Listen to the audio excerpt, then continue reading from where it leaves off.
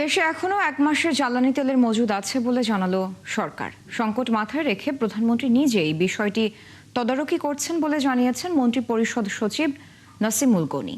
মজুদ বাড়াতে বিকল্প দেশ থেকে তেল আনার চেষ্টা চলছে বলে জানান তিনি।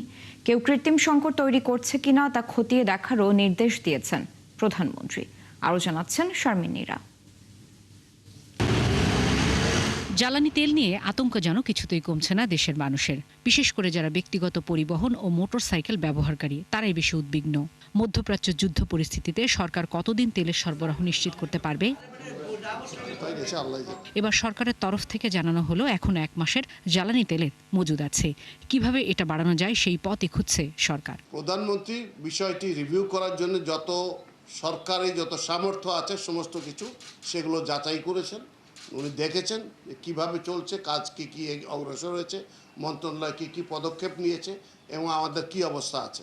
না, এখন 1 মাসের মতো আছে। এখন সরকার আগামী খুব শীঘ্রই যে প্ল্যান নেওয়া হয়েছে তাতে এই রিজার্ভটা আরও বড় করার চেষ্টা করা হচ্ছে। কৃত্রিম সংকট তৈরি করছে কিনা তা খতিয়ে দেখা হবে এমন বার্তাও প্রধানমন্ত্রীর। প্যানিক বাইং বা ইচ্ছা করে করতেছে কিনা। তবে উড়োজাহাজের জ্বালানি জেট ফুয়েলের দাম বাড়ানোর যৌক্তিকতা তুলে ধরেন মন্ত্রিপরিষদ সচিব। জেট ফুয়েলের দাম যদি আমরা এটার কতগুলো ব্যাপার আছে, না হলে এখান তো অন্য দেশের এয়ারলাইন্সও আসে না বাংলাদেশে।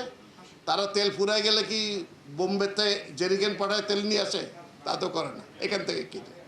তখন আমরা একটু লসে পড়ে যাই, বুঝতে পারছেন কথাটা।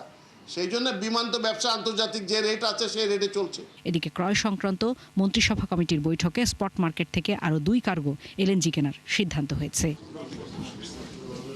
একই সাথে বুধবার মন্ত্রিসভার বৈঠকে অন্তর্বর্তী সরকারের সময় জারি হওয়া অধ্যাদেশের মধ্যে 5টি আইনে রূপ দেওয়ার সিদ্ধান্ত হয়, যার খসড়ার অনুমোদন হয়েছে বৈঠকে।